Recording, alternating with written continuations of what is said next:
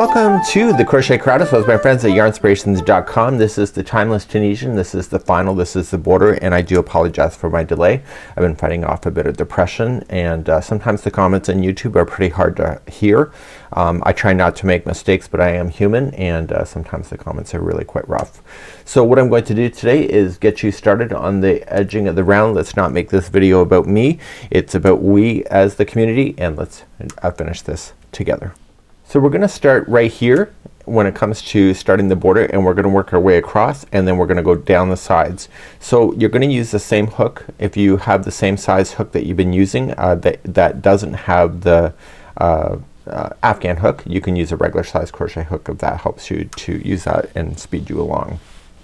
I want you to join it into the very corner. All your tail ends should be woven in at this point. I have not done so I don't get any Scooby points today.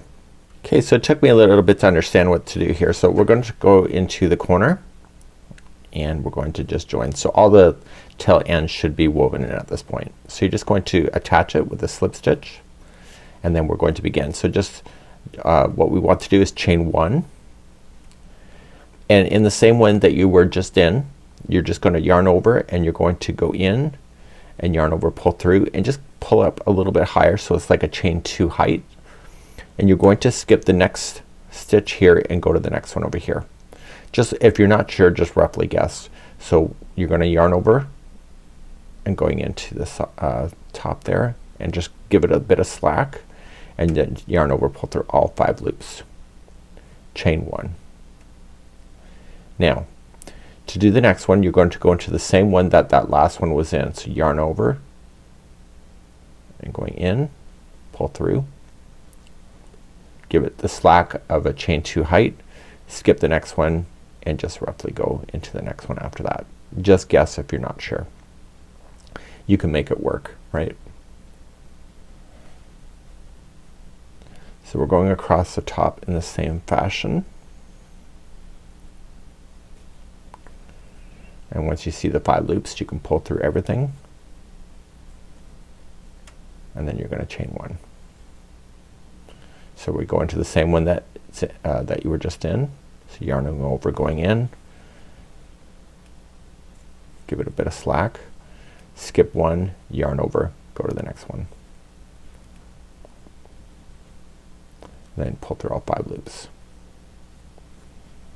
Okay, so chain one, the last one you were just in,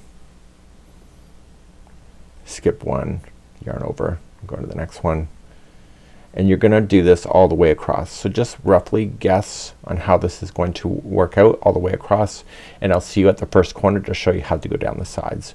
So make sure you chain one after you do each one of those ideas. So I'm getting close to the corner, and I wanna make sure that I can get this pair in, like the joint stitch in, before I get to a corner. So even if you seem like you have an extra stitch, just kind of make it work. So Project Runway, make it work. That's what you need to do. You just need to make it work. Okay, so you're gonna just make it work. Okay, so after you get that joint stitch in, just chain up one, and you're going to do a cluster right into the corner. And so the cluster is yarning over, going in, pull through, then yarning over and going into the same corner, pull through, and then pull through all loops. Okay, and then you're going to start going down the other side. So to begin, you're gonna chain up one, and then just turn your blanket and go down sideways, and you're going to go into the same one that you were currently in, and you're going to do the joint stitch. So make sure you just give it a bit of slack, pull that on up, okay, and chain one, and etc. So it's basically what I just showed you, but now you're going down the side. It's kind of easier to see the stitch work as well. So please do that and do what I showed you on the corners, and I'll be right back in a moment at the end of this round. So I'm coming all the way around. I got the joint stitch, I got my chain one, and then I'm going to cluster in. This is where I did the join, if you recall, and we're going to do the cluster right into the corner. Okay, and then chain one, and then I'm just going to join it to the first one that we have. And we're gonna end this color and move on to round number 2 next. And so let's do that, and I'll be right back. So round number 2 is exactly what we just did, and what we're going to do is that we don't have to worry about guessing where the stitches are anymore. and we can just work within the spacing that we see. So what I need you to do is that I need you to go into the chain 1 space that is between like a join stitch, and that's where you're gonna start your journey. So we're just going to slip stitch,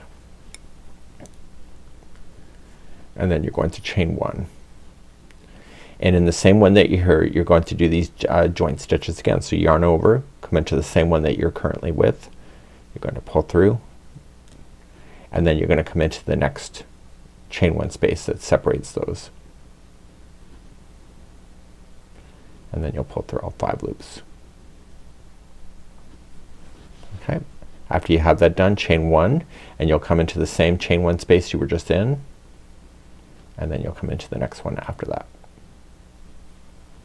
So to join stitch is just a bit easier because you can see where the stitches are, and that's what you're gonna do. So make sure you chain 1 after those, and then when you get to the corner ones in the cluster, you'll do another cluster like you did before, and you're just gonna circle all the way around using the same format. So please do that, and I'll see you at the end of round number 2 in a moment. So I'm coming around on number 2, and we're just going to continue the pattern as we know it, and what I'm looking for is that cluster that's right actually in the corner, which is actually right here. So I got chain 1, and then I'm gonna do another cluster.